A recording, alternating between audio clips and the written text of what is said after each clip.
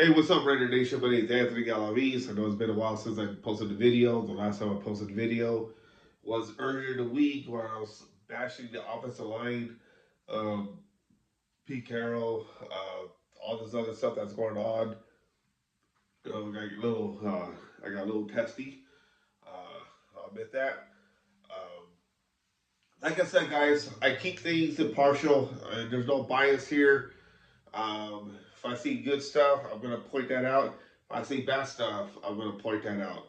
I'm not gonna come on here and shake the pom poms and say all this and that and just like not I'm just gonna just a straight shooter here. But I got some time to think about during the week of what the Raiders are doing. Pete Carroll said that they corrected everything. They're ready to go Sunday against the Bears. They host the Bears at 125 from Allegiant Stadium. So we'll see what the results that the Raiders put out on the field tomorrow. Where the fan base for each team should be 50-50. So we'll see who's louder tomorrow. Just think the Raiders need to come out firing fast, early and often.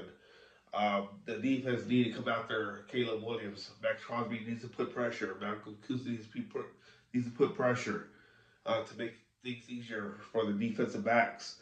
The linebackers too need to straight up, and make things miserable for the Bears, and throw off all the offensive schemes that the Bears are putting together because they put a number on the Dallas Cowboys last week. So there's no telling, not no telling, but they could do the same thing to the Raiders. But the Raiders need to come out desperate in this game, to be honest, to come out with a win. Offensive line wise, I know Jackson Power Johnson is back, but they also said they're going to play Alex Kappa too, so I don't know how that's going to go in and out, in and out, in and out at right guard.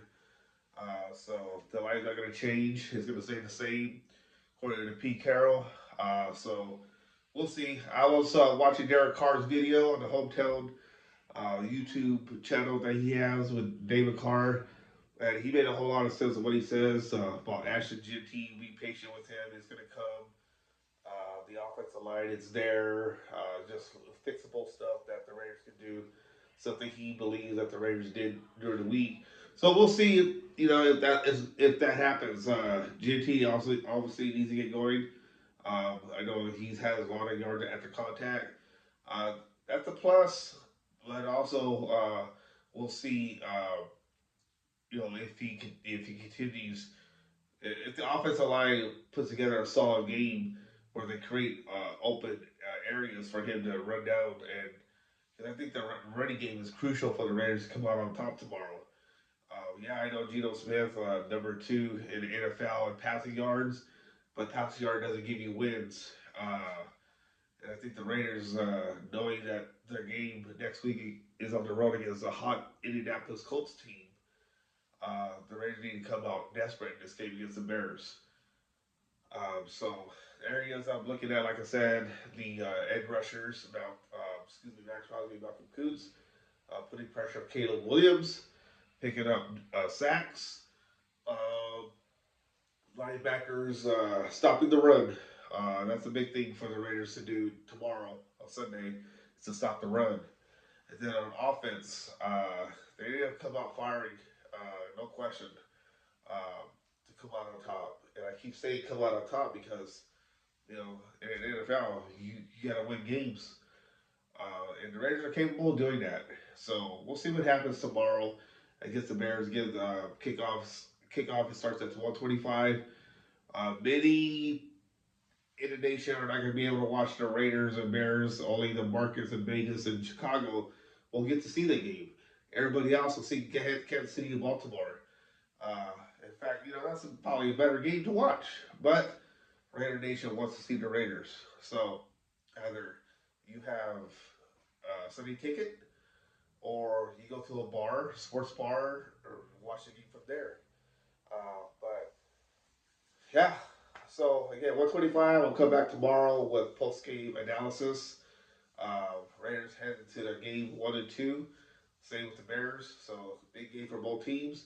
But I think the Raiders knowing that what they have coming up, this is a must win for them. So we'll see what happens tomorrow at 1:25, and I'll come back around 5 o'clock, 5:30, 6 o'clock with my post game analysis. So you guys have a great Saturday night, and we'll talk again, or I'll talk again tomorrow.